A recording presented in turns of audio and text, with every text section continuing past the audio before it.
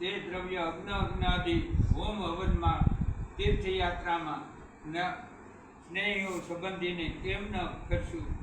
આવું વિચારી અને બધું ક્ષણભંગુર સમજી મનુષ્ય અથાશક્તિ ધનનું દાન કરવું જોઈએ, જેથી ધર્મમાં વૃદ્ધિ થાય અને દાન અને ધર્મ ના હોવા જોઈએ. શ્રદ્ધા વિનાના દાન અને ધર્મ ન તો આ લોકમાં વૃદ્ધિ થાય છે, ન તો પરલોકમાં સહારો પ્રાપ્ત થાય. ધર્મથી અર્થ પ્રાપ્ત થાય અને ધર્મથી કામ થાય છે. કામ આપવર્ગ સહાય રૂપનું હોય છે. એટલા માટે દરેક મનુષ્યએ પોતાનું જીવન સાર્થક કરવા માટે ધર્મનું આચરણ કરવું જોઈએ અને શ્રદ્ધાથી ધર્મની ધારણા કરી શકાય. જે કાંઈ દ્રવ્યના ઢગલાઓથી ધનના ભંડાર ભરવાથી ધર્મનું આચરણ નથી કરી શકાતું. પૂર્વ શ્રદ્ધા હોવાને લીધે મુનિગણો સહધામી થયા. એની પાસે કશું ધન નહોતું, એટલે ધનનું કશું મહત્વ નથી. મહત્વ તો શ્રદ્ધાનું છે.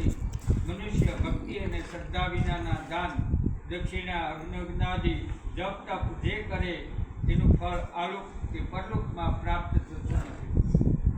ગરુડજીએ કહ્યું, હે સુરેશ્વર, હે દેવેશ્વર, આવું કર્મનું સાધન છે જે કરવાથી શ્રેષ્ઠ તત્વ થતું નથી, અને કૃપા કરી મને એ જ બતાવો કે પૃથ્વી સમસ્ત જીવાત્મા શ્રેષ્ઠ તત્વ ન મળે, સર્વના હિત માટે તે વૃત્તાંત મને કહો.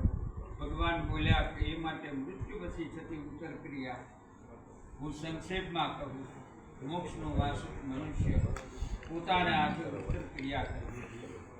5 વર્ષનું બાળક મૃત્યુ મરણ પામે હોય એનું પ્રેતપણું નિવારવા માટે બ્રાહ્મણને ઉત્તર, વાસરડાનું દાન, આ સિવાયના અન્ય ઉત્તમ સાધન પ્રેતપણું દૂર કરવા માટે નથી.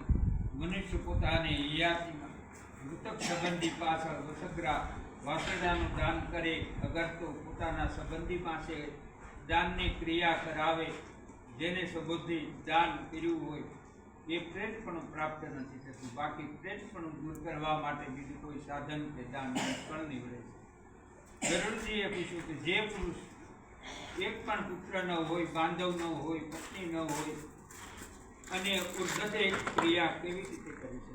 કારણ કે એ કર્મ કરવું વાળું કોઈ હયાત હોતું નથી. હે ભગવાન, આવા મૃતક નર નારીઓ કયા પ્રકારની વૃત્તિને પામે?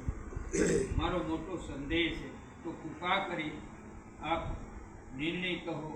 આપ કહેવાને યોગ્ય છો. ભગવાન કહે કે